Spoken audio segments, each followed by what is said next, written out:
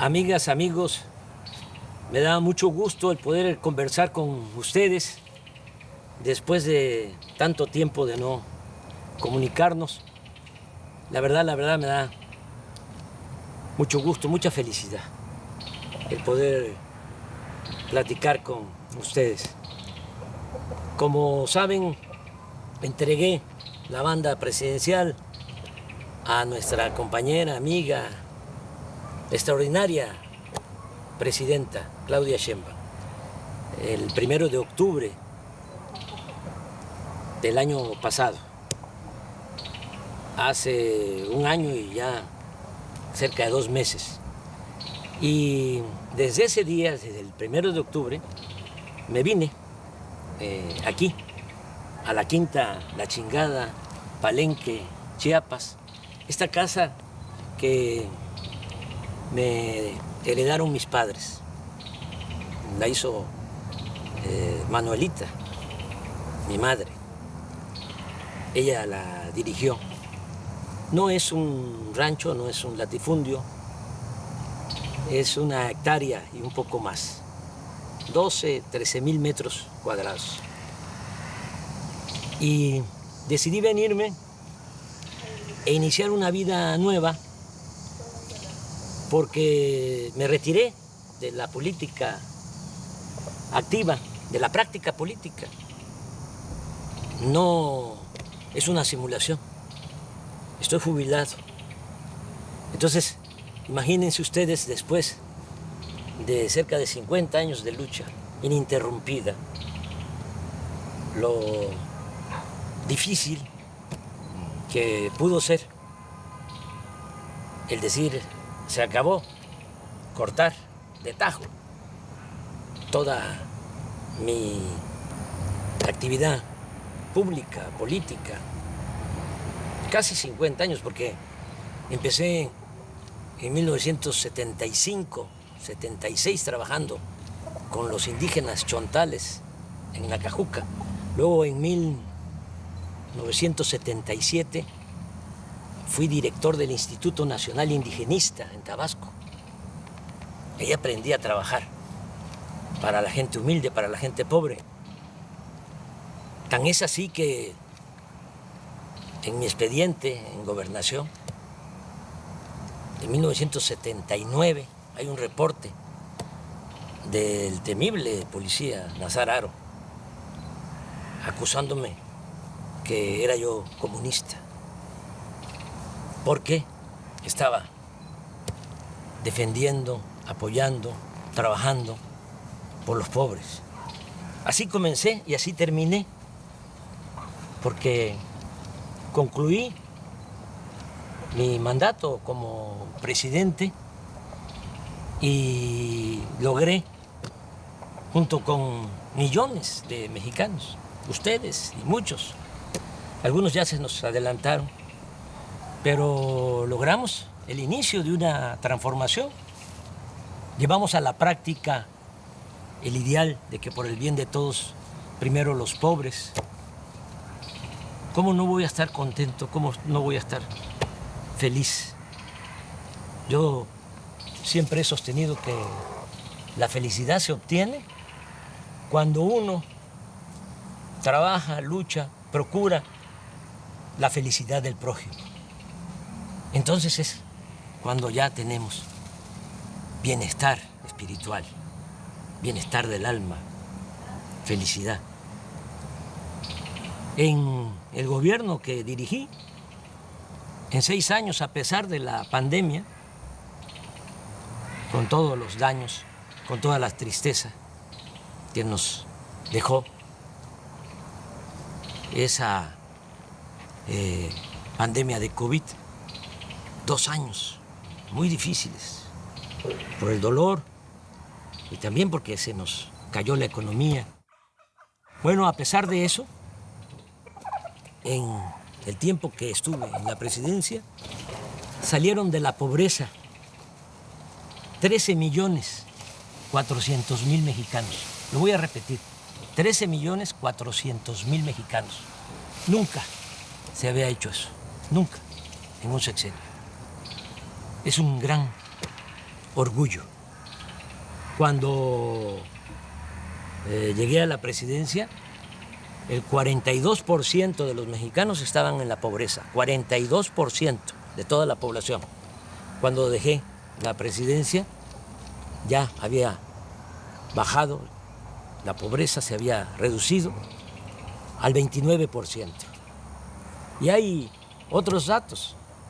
También se redujo la desigualdad, porque México era país de unos cuantos, de los de arriba, de los oligarcas, los que se habían quedado con todos los bienes de la nación, con los bienes del pueblo, con la llamada política neoliberal o neoporfirista, porque lo que aplicaron fue lo que ya había puesto en práctica Porfirio Díaz: entregar los ferrocarriles, entregar el petróleo, entregar las minas, entregar las tierras a extranjeros y a grandes latifundistas vinculados a la cúpula del poder.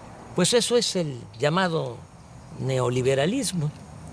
Entonces, se dedicaron básicamente a saquear y se produjo pues una monstruosa desigualdad. En la época de Salinas, cuando hay más multimillonarios en México, ocupamos el 4.º lugar en multimillonarios en el mundo, en el sexenio de Salinas. 4.º lugar. Primero Estados Unidos, luego Alemania, luego Japón y luego México. Pero millones de pobres. Una injusta, monstruosa, reprobable desigualdad. Bueno, todavía con Calderón, para que tengan una idea, el sector de arriba, de los más ricos, dicen los técnicos, el decil de los que tienen más ingresos. Un rico tenía en la época de Calderón 35 veces más que un pobre del decil, del sector de abajo. 35 veces más. Cuando dejé el gobierno, ya se había reducido la desigualdad a 16%. El rico tenía solo 16% más que el pobre en nuestro país. Y hay otros datos. En el tiempo que fui presidente, los ricos que no les fue mal obtuvieron ingresos a pesar de la pandemia, obtuvieron ingresos del 4%, es decir, incrementaron sus ingresos en 4%, los ricos. Las clases medias en 20%, pero los pobres 35% incrementaron sus ingresos. Le estoy hablando de cifras de datos oficiales que ustedes pueden constatar. Son datos, son cifras del INEGI y del Banco Mundial. Bueno, por eso estoy pues muy feliz. Imagínense cerrar un ciclo así, logrando ese ideal que se convirtió en realidad. Por eso decidí ya retirarme, no sentirme insustituible, porque ese es el otro problema, actuar como cacique, caudillo, jefe máximo, poder tras el trono. No.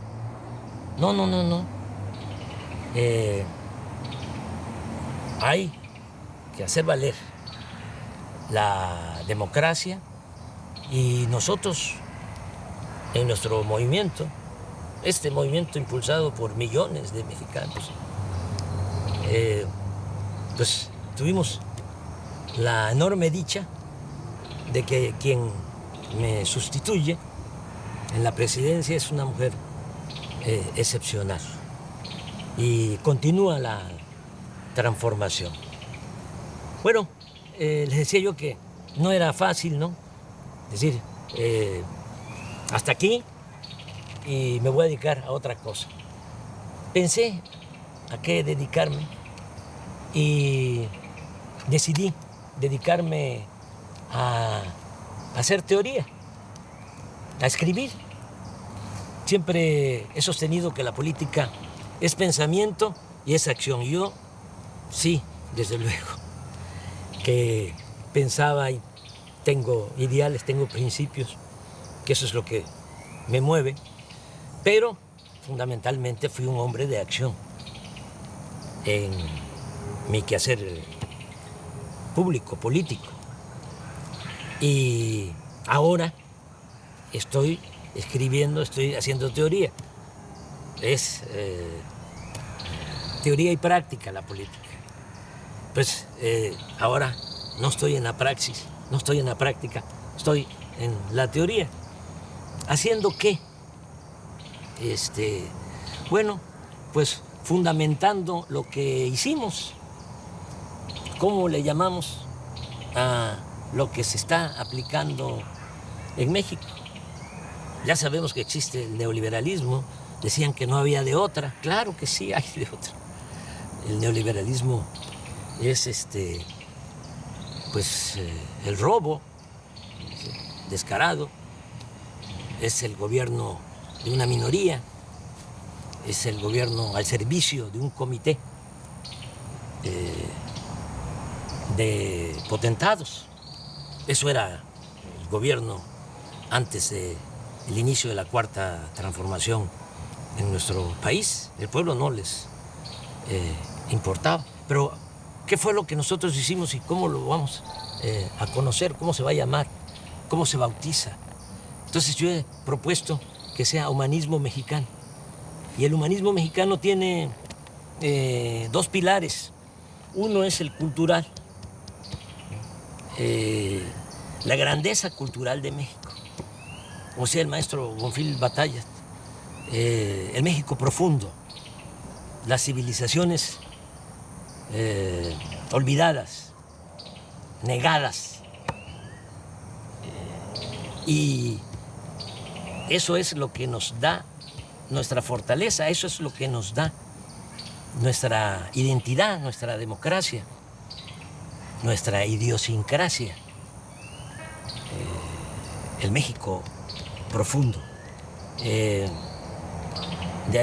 ahí venimos. Y quise trabajar sobre la historia cultural de México, porque la historia que nos han contado desde hace siglos es una historia falsa, simulada. Y el otro pilar del humanismo mexicano, pues es la fecunda historia política.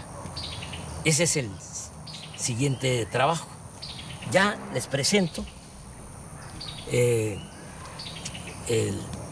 primero, el que tiene que ver con la grandeza cultural de México. Así se llama, grandeza. El que viene para el año próximo se va a llamar gloria, porque es grandeza y gloria.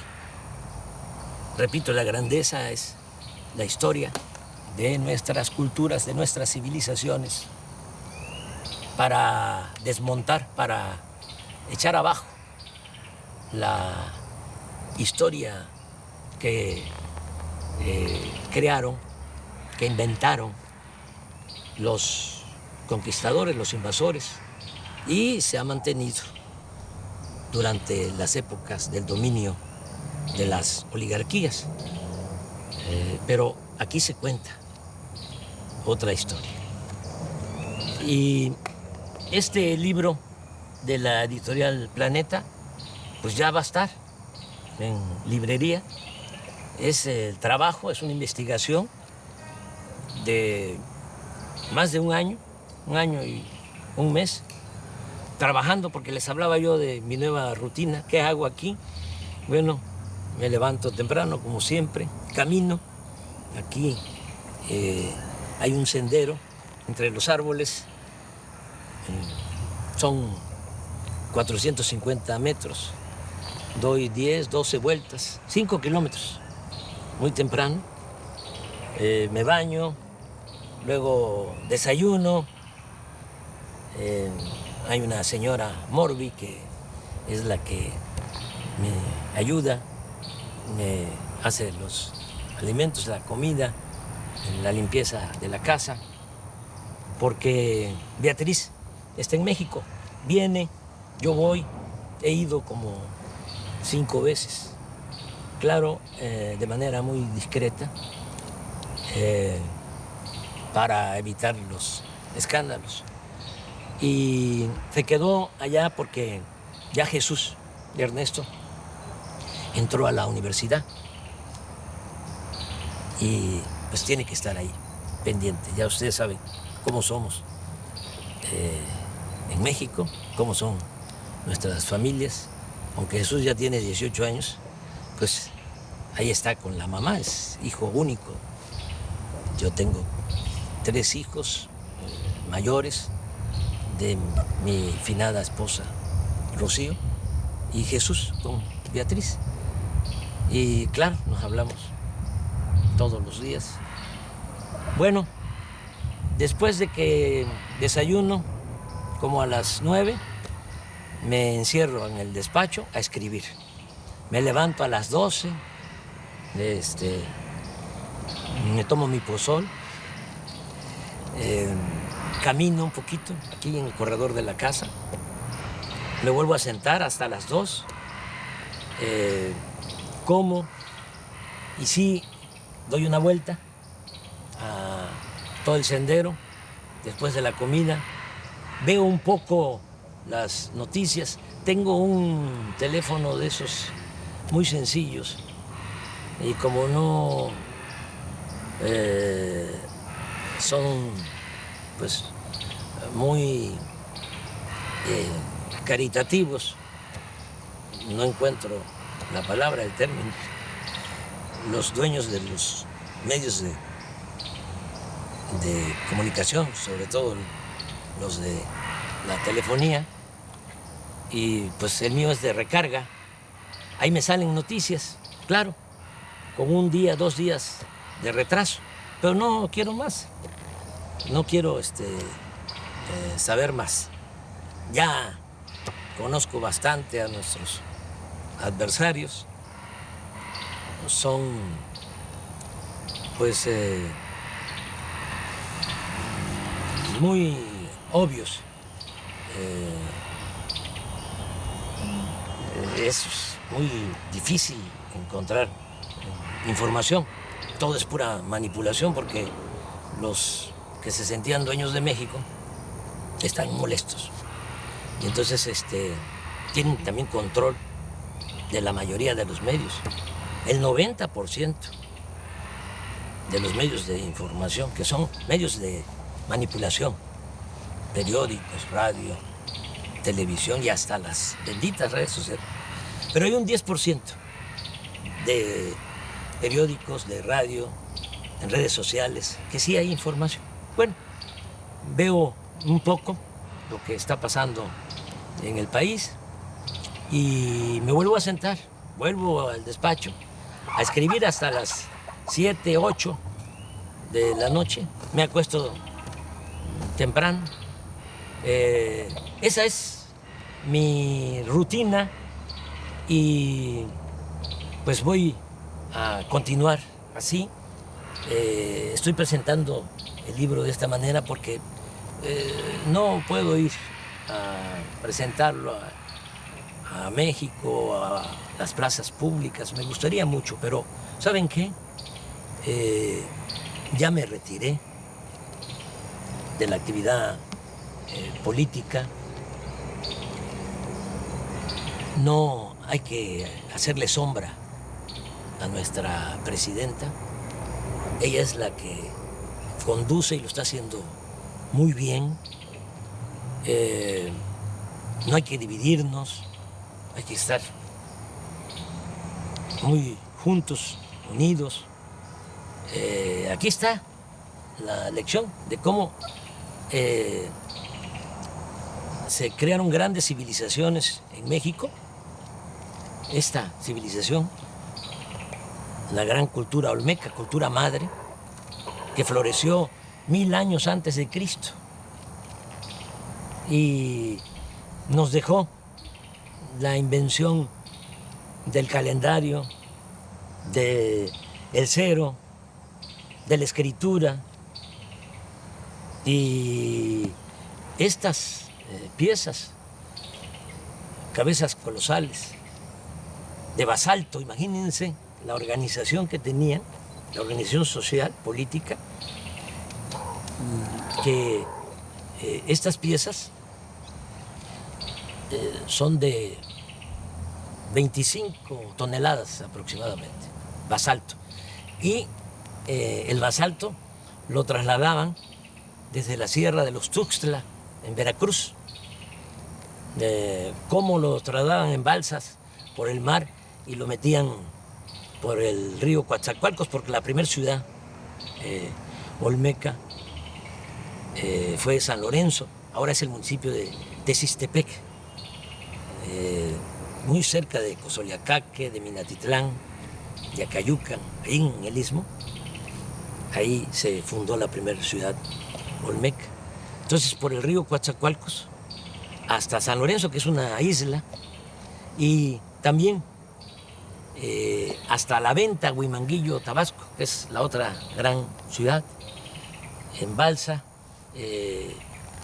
Todos estos fragmentos de piedra para que los artistas olmecas esculpieran, hicieran estas grandes cabezas colosales, y también un arte fino, porque hasta lo pequeño es hermoso en las grandes civilizaciones que florecieron en nuestro país. Las ofrendas con personajes pequeños de jade, porque a diferencia de Europa, a nosotros nos gustaba más, a nuestros antepasados, el jade que el oro. Lo que ponía loco a los europeos y a los españoles era el oro. Por eso fue la conquista, porque traían hambre de oro, codicia de oro. Cortés una vez señaló, porque le preguntaron cuando Moctezuma les entrega a él y a sus huestes oro. Entonces los soldados conquistadores empezaron a gritar y a brincar, dice la crónica, como monos. Entonces le preguntaron a Cortés que por qué les importaba tanto el oro. Aquí el dinero, la moneda era el cacao, y desde el punto de vista artístico, cultural, era el jade. Y la respuesta de Cortés fue: porque nosotros tenemos una enfermedad del corazón que solamente se cura con el oro. Entonces, era otra cosa.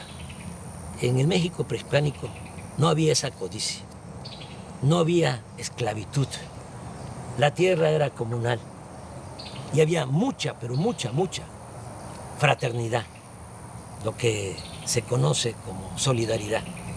En la familia, familias integradas, solidarias, fraternas, hasta la fecha, pues es todo lo que heredamos. Esto es lo que hicieron los olmecas, pero aquí viene también lo que hicieron los mayas, que mejoraron lo que habían iniciado los olmecas en la ciencia, en el arte, en la cultura. Van ustedes a Palenque y van a encontrar el Templo de las Inscripciones, que se hizo para sepultar a Pacal, el principal de Palenque. Como ya se pueden descifrar los jeroglíficos, ya se sabe que ese personaje se llamaba Pacal, pero imagínense, hacerle un gran monumento, una pirámide. Primero la tumba, con una lápida bellísima, y después de la tumba, el templo de las inscripciones, monumental. Vean eso y vean también en Palenque cómo desviaron un arroyo para meter agua, un acueducto embovedado por en medio de la ciudad. Y volteen a ver el palacio de la zona arqueológica y van a ver cómo están los techos, las bóvedas, con arco falso, porque no había fierro para hacer las estructuras, las cimbras, sino era la matemática, las piedras que iban uniéndose poco a poco en equilibrio hasta que se cerraban.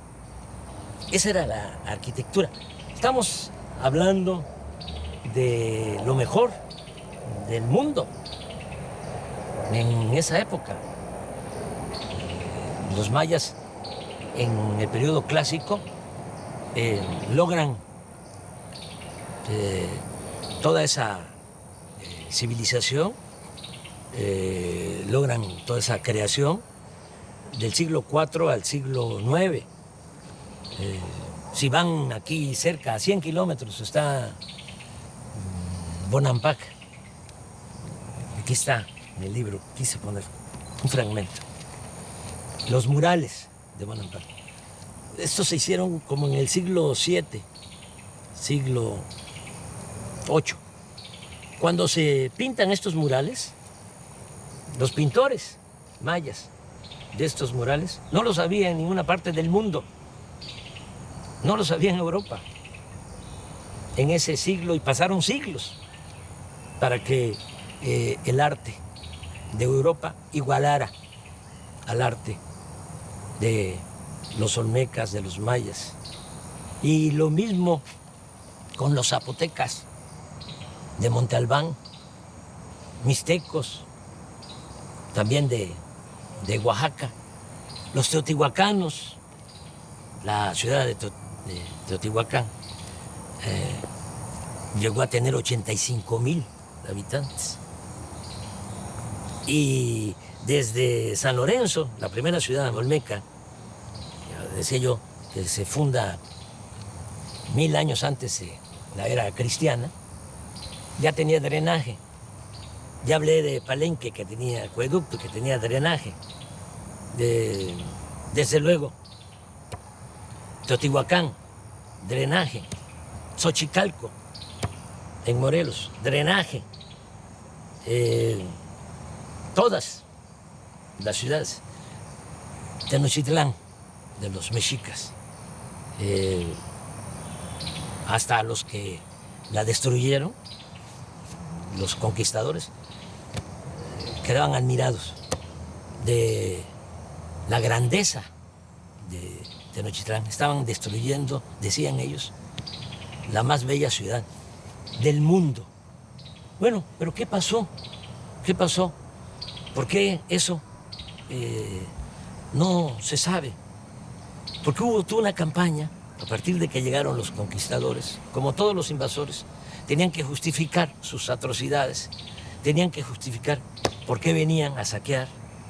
Y entonces echaron a andar una campaña, una propaganda negra, hablando de que los indígenas debían ser esclavos,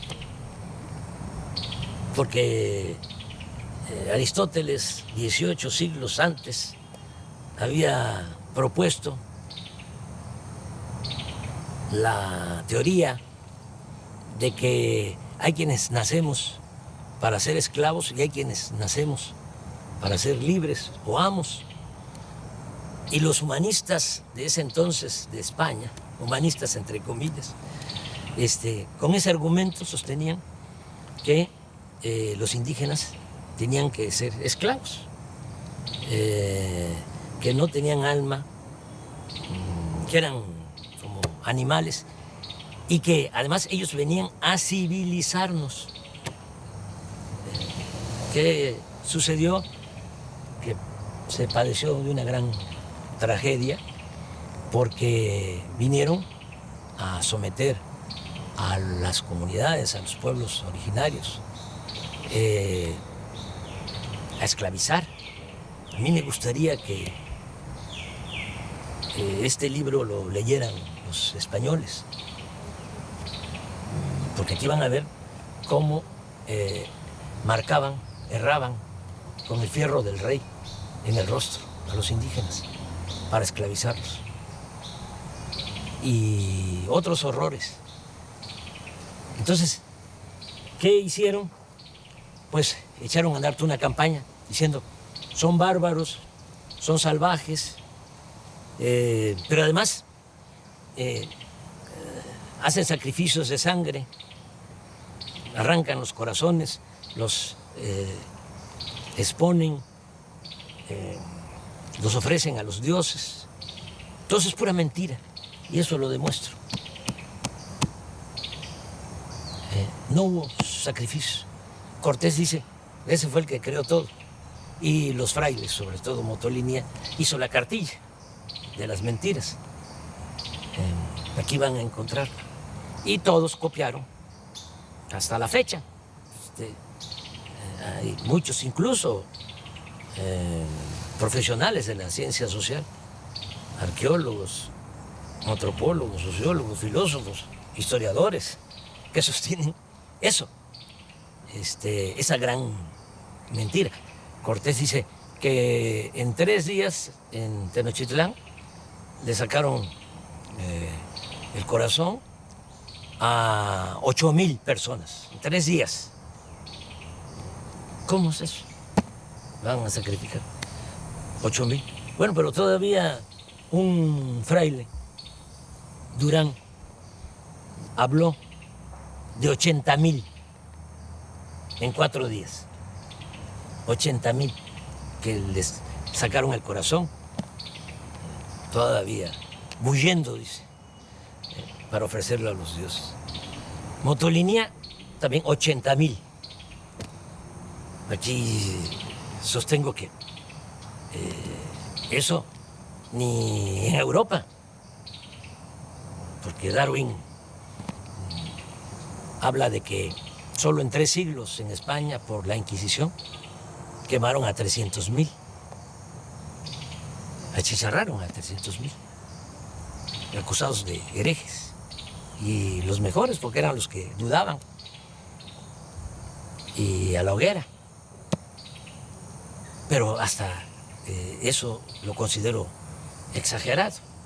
Pero aquí se fueron con eso y se fueron también, inventaron de que éramos, nuestros antepasados, caníbales, que comíamos carne humana. Nadie vio un sacrificio, nadie vio que se comieran a una persona. ¿Cómo es que en la toma y el cerco de Tenochtitlán, de 75 días que la gente se estaba muriendo de hambre, porque Cortés mandó a cortar el agua, el acueducto de Chapultepec hacia el Templo Mayor, hacia el centro de Tenochtitlán?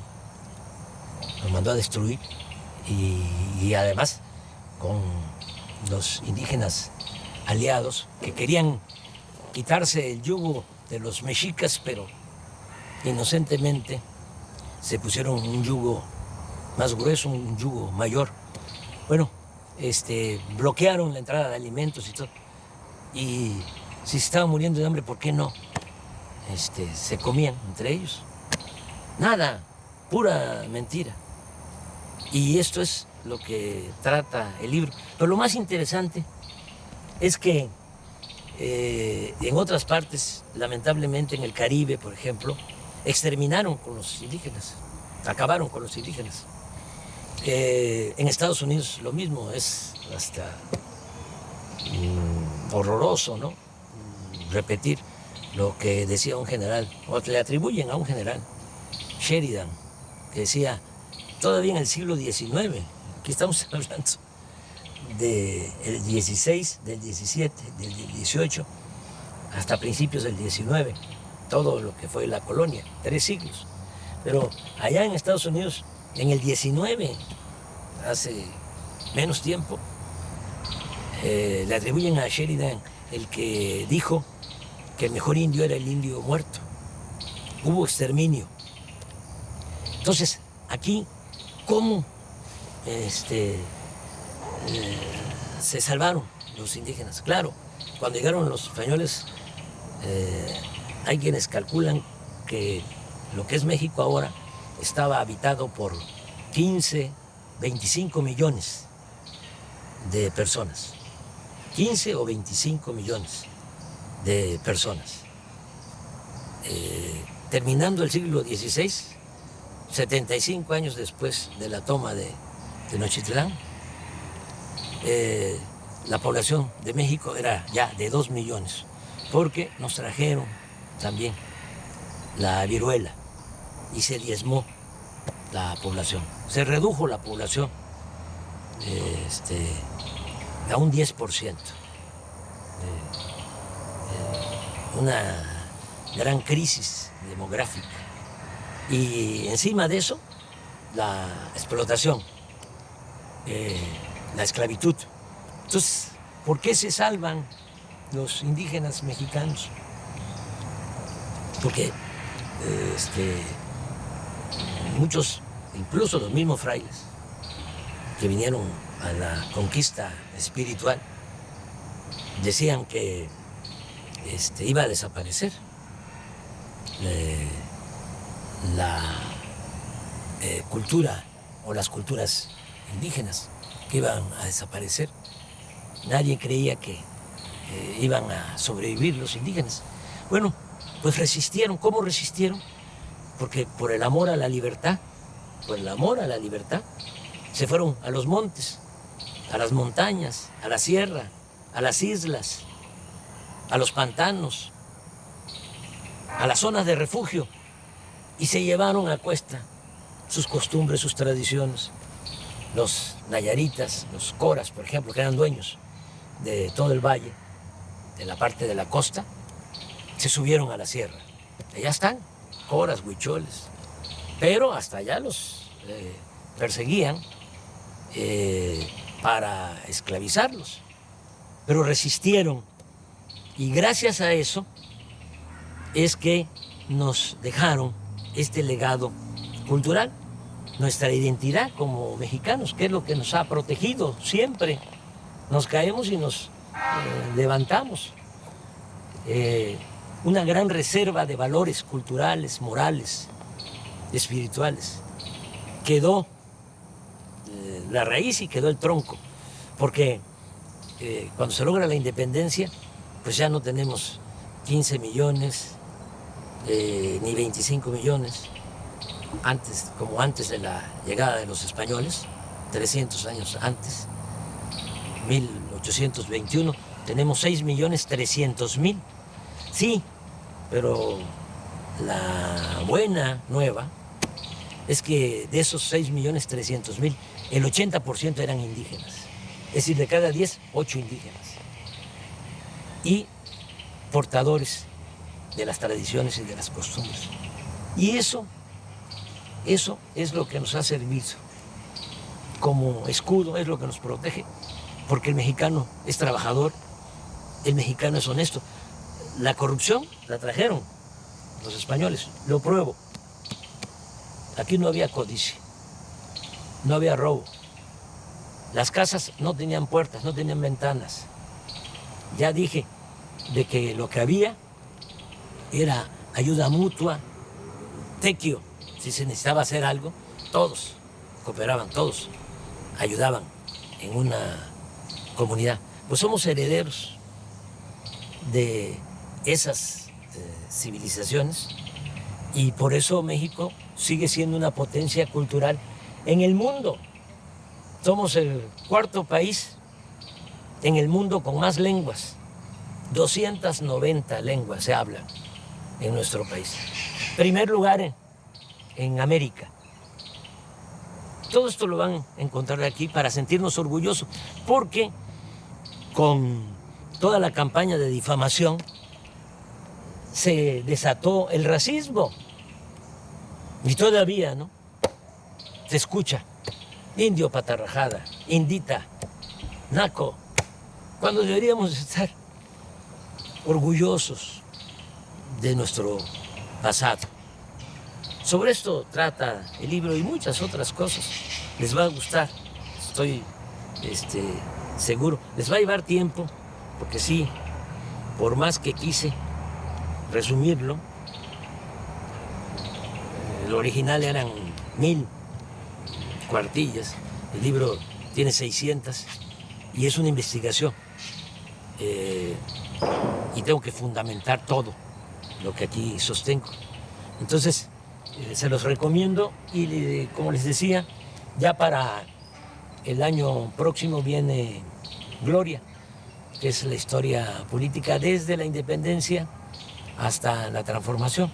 Ya para concluir, porque se nos está haciendo tarde, ya va a entrar la noche, comentarles que hay que estar apoyando mucho a la presidenta. Es la mejor presidenta del mundo. Tenemos esa enorme dicha. Vean cómo son los presidentes, los jefes de Estado en otros países y comparen. Además, fiel al pueblo, fiel a los principios de la transformación, sosteniendo que solo el pueblo puede salvar al pueblo. Solo el pueblo puede salvar al pueblo. ¿O no es cierto? Van a salvar al pueblo los de arriba, los ambiciosos, los que están enfermos de poder y de dinero sobre todo. No, es el pueblo el que salva al pueblo. Y con el pueblo todo y sin el pueblo nada. El pueblo es el que manda en la democracia. Y por el bien de todos,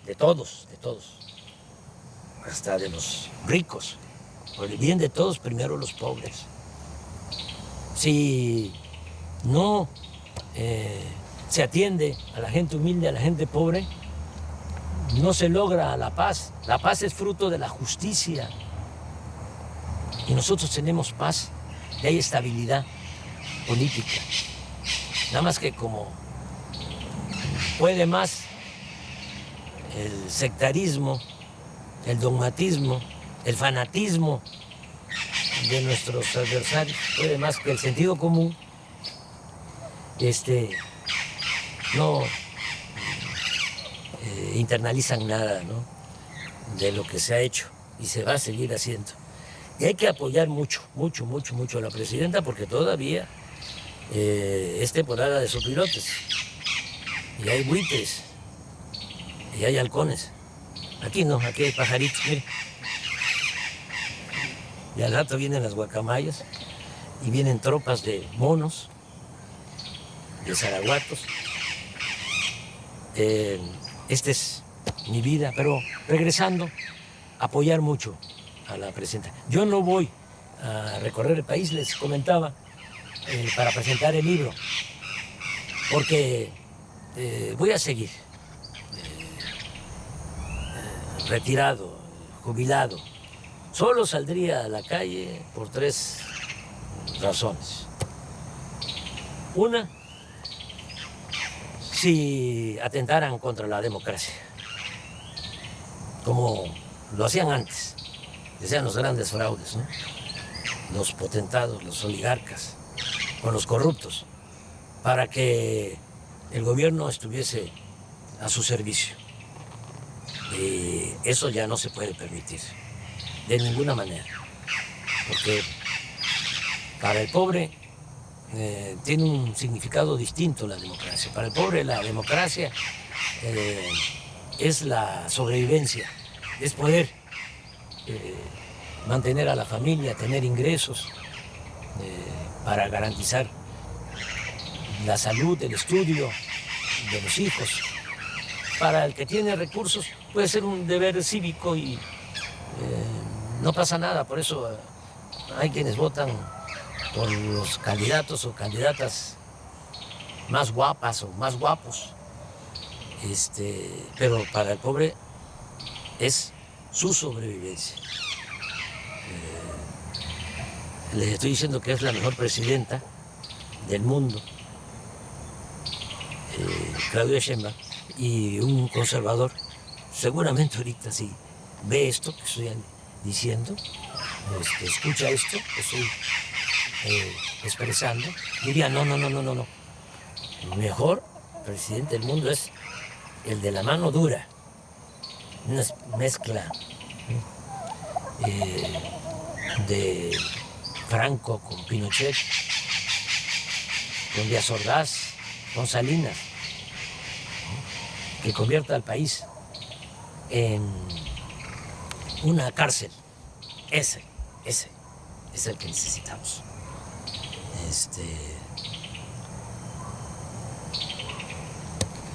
Una gente que no le tiemble la mano dura, dictadura. O otro presidente, acabo de escuchar, leer a un texto de un presidente, una declaración, diciendo, hace como un mes antes de una elección que hubo en el sur de nuestra América, de que él no iba a darle ningún apoyo a los discapacitados, porque ese era un problema de los discapacitados, eran libres y ellos tenían que resolver su problema. Así son los conservadores, así piensan. Yo recuerdo que Fox decía que para qué darle pensión a los adultos mayores, que había que ponerlos a trabajar. Ese es el pensamiento conservador. Nosotros pensamos distinto. Nosotros pensamos que el Estado tiene una responsabilidad social. El gobierno no puede incumplir con su responsabilidad social. El gobierno tiene como objetivo garantizar el bienestar y la felicidad del pueblo. Ese es el objetivo principal del gobierno. No estar al servicio de una minoría rapaz. Entonces, hay que apoyar mucho a la presidenta, nuestra presidenta. Les decía, yo saldría para defender la democracia, saldría también para defenderla a ella. Si hay intentos de golpe de Estado, si la acosan, salgo. Entonces sí, pero eso no creo que pase. De todas maneras, no está mal que sepan en qué circunstancias sí podría yo salir, sí saldría yo a la calle. Y la tercera razón por la que saldría a la calle sería defender la soberanía de México, porque nuestro país es libre y es independiente, es soberano. Nosotros no somos colonias de ningún país extranjero. Nos ha costado mucho ser un país independiente, soberano.